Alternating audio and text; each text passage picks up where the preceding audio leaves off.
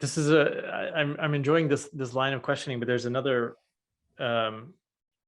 thing that's popped up for me, which is I'd love to get your thoughts on.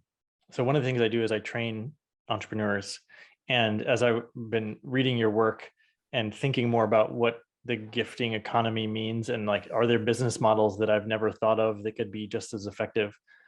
Do you have any advice for ways to think about doing business as entrepreneurs that are, examples of the story of interbeingness more than the story of separation? Yeah, I've been contemplating writing an article on this business in the gift, because it actually is a viable business model. I use that business model.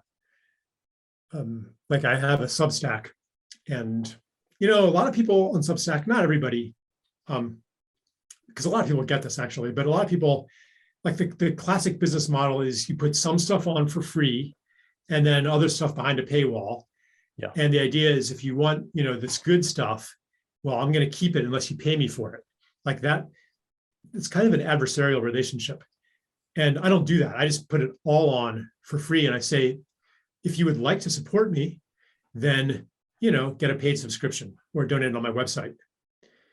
But I don't compel people to do that. I trust what I have noticed in myself, which is, if somebody gives me a gift, I want to give them something in return.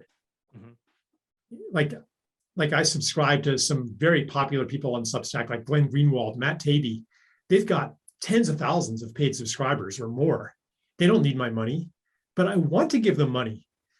Like when Radiohead released an album like this, I think it was In Rainbows or whatever, back in 2007, they were like, okay, all this electronic music downloads, we're just going to put it out there for voluntary payment. Yeah. And it's not like Radiohead needed the money, but I'm like, yeah, I want to give you guys some money because this album rocks, this is great. So this, I've noticed this in myself. Like I want to give to those who have blessed me. So if I think so I do this for online courses. In fact, there's an online course that I have called Living in the Gift that goes really deep into, because there's so much psychology and so much wounding comes up when you try to offer things by gift, and then people take advantage of you, and then you realize, oh, maybe I wasn't fully in generosity and trust to begin with. So there's like, it's a whole journey. And so that's why when people try it, sometimes it doesn't work, because maybe they're still putting some manipulative energy into the ask. So it's what I'm saying is that, yes, it is a viable business model, but it's not trivial.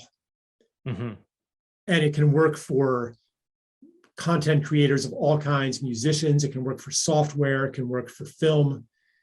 It can work for pretty much any digital product.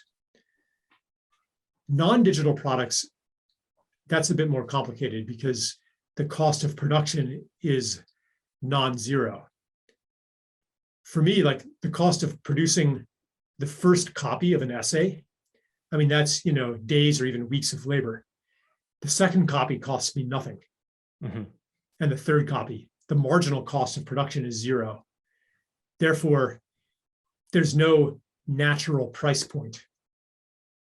And the only reason that people can charge for such things is that they maintain artificial scarcity. Digital rights management, copyright, paywalls, artificial scarcity. And like, there's enough scarcity in the world already. Why create more of it? So I really think that this is the business model of the future. Was there anything you didn't expect when you first implemented that? Anything you were surprised by? I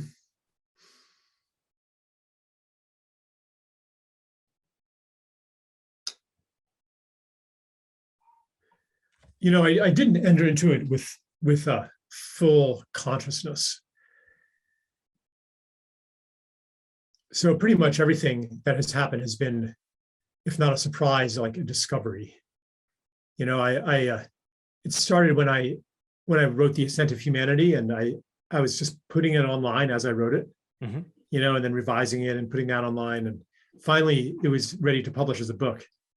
And this website that I had built myself, you know, from this was back in the early 2000s, you know, from like, you know, from like the style sheet on up, I just built it myself. Yeah. I'm like, oh man, now I got to take it down, you know, because otherwise no one will buy the book. I'm like, no, I don't care. It's too beautiful, and I don't want to make people pay. And besides, I don't really believe in intellectual property to begin with. Like, that's another thing. Anyway, so I put it online. I kept it online, you know, and like maybe people will buy the book anyway. And that's kind of what led me to do more and more things in that way. And yeah, part of it also was I'm putting this out for people to read, not to like make it hard for them to access it. I want them to read it. And it's sacred to me. And where did it even come from? Where did these ideas come from? Did I actually make them, or did I receive them? Mm-hmm. They're part of a cultural and intellectual context. They come from many, many conversations and many, many books. And from my own capacity to think, which was given to me by my mother, by my father, by the world that made air and water and sunshine. Like, in a certain sense, my life itself is a gift. My ability to do work is a gift.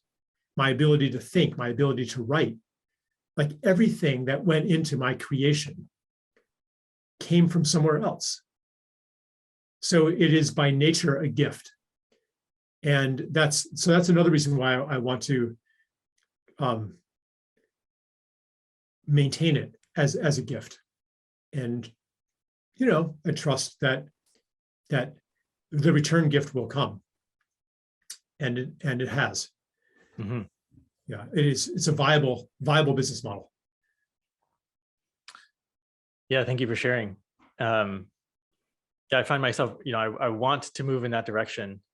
And I on some level intellectually understand the reciprocity of all things. And I have a great ability to, you know, charge a nice fee for my coaching. And that's like such a juicy thing also. Yeah, I'm not saying like that you shouldn't do that. You know, it's again like trusting what really feels right. Like, there's a lot of good reasons to charge money. Making a payment is a kind of an initiation. Yes, it's an entry ritual. It signals to the unconscious that I'm doing this for real. So it could very well be that if you didn't charge, people wouldn't take your coaching seriously. Well, I didn't pay for it. You know, I can just take it or leave it. Maybe I'll come late to my session. You know, I'm not going to do the homework. But if they're making a payment, they're affirming to their unconscious mind that this is important. I hold this valuable. That's so. I'm definitely like the reason to do gift economics isn't so that you qualify as a good and virtuous person. Yeah, I think where I'm coming from is something I hear a lot in the coaching industry of like, coaching is great for people that have the resources to pay for it. And, you know, I find myself wanting to supply it to people that don't have the money at the time in a lot of senses. And maybe you do that sometimes too. Yeah. Yeah.